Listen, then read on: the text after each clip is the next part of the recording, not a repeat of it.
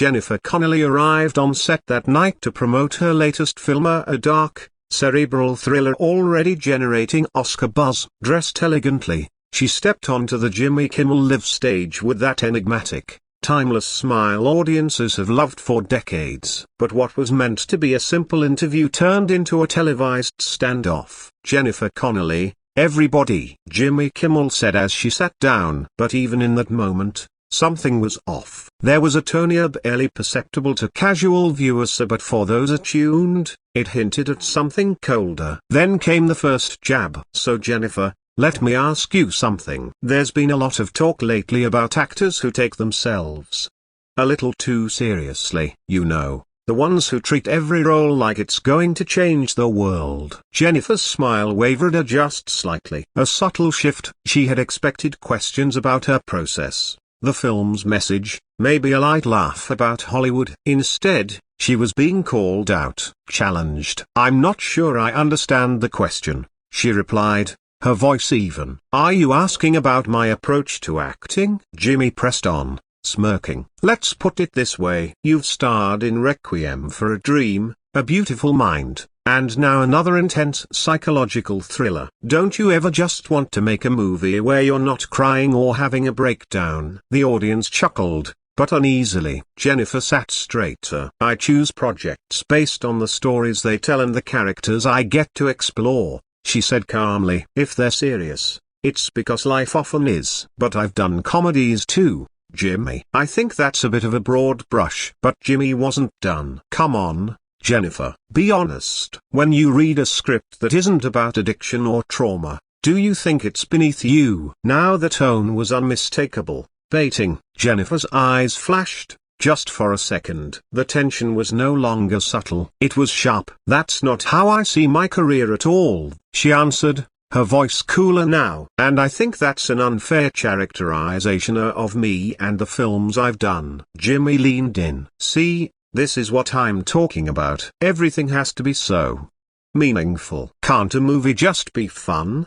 Do we always have to explore the human condition? Jennifer took a breath. Her composure held, but the temperature had changed. Entertainment and meaning aren't mutually exclusive, she said. Audiences are smart. They can laugh and think. And frankly, I think you're underestimating them. The crowd was now silent. The interview was no longer entertainment, it had become something else, a cross-examination. You always assume audiences want to be challenged, Jimmy said. What if they just want to turn off their brains for 2 hours? Jennifer stared at him. That's a false dichotomy. You're suggesting a film can either be fun or meaningful, but not both. That's not true. And I think your audience knows that. But Jimmy smirked again, relentless. And now we're talking about dumbing things down. See, you can't help yourself. You always imply simple movies are inferior. Jennifer's mask cracked, a flash of anger now evident. You're twisting my words. You asked about my choices. I gave you an honest answer. But now you're painting me as elitist, and that's just wrong. And then Jimmy crossed a line. Let's talk about your new movie. Another role where you cry a lot,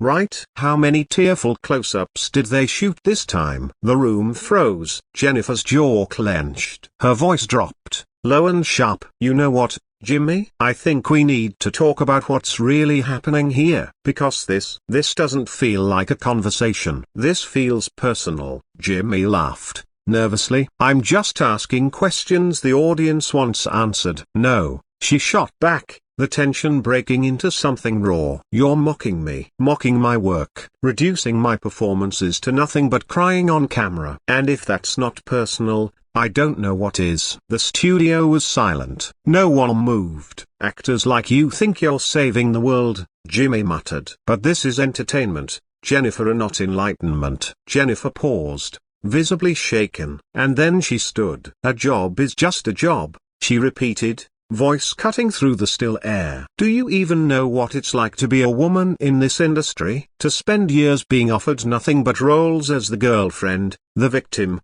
the accessoria, and finally get something that challenges you, that gives you depth, and this is how you respond?